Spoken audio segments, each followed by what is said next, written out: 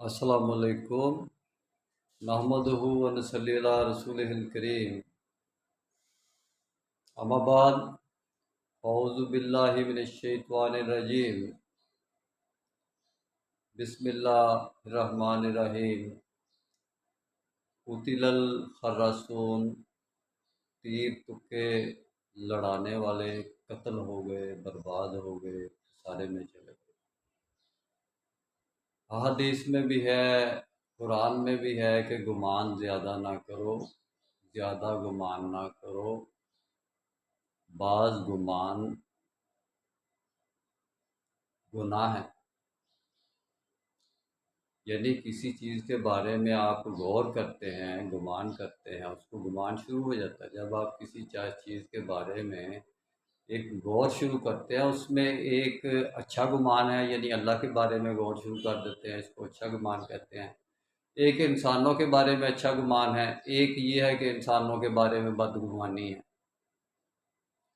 تو اس میں بدگمانی کا چیپٹر تو بالکل ہی کلوز ہے کہ آپ دوسروں کے بارے میں بدگمانی نہ کرو، اس کے بارے میں سختی سے منع فرمایا گیا ہے۔ ولا تجسسوا سورۃ الحجرات میں ہے کہ کسی کے بارے میں زیادہ تجسس چھان بین نہ کرو کہ اس کے ایک ذرا سے کام پر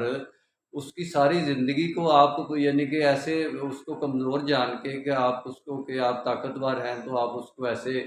یعنی اس کو سرچ کریں تو اس کو سزا دیں، پنشمنٹ دیں کہ بھائی ٹھیک ہے ہم نے تمہیں کام پر نہیں رکھا۔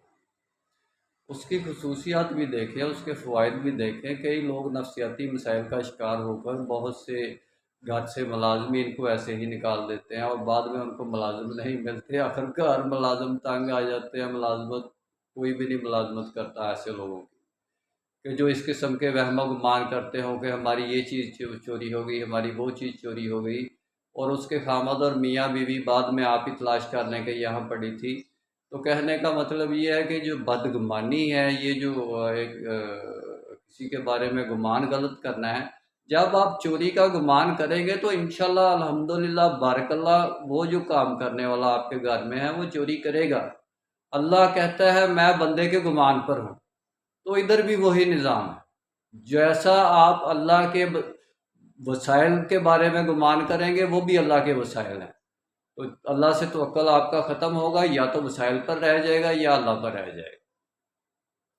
اس لیے توکل علی اللہ کی کل بات ہو رہی تھی، اصل میں آج گمان کے بارے میں، بدگمانی کے بارے میں۔ ولا تجسسوا، زیادہ تجسس نہ کرو، اور سورۃ الحجرات کے اس رکوع کی طرف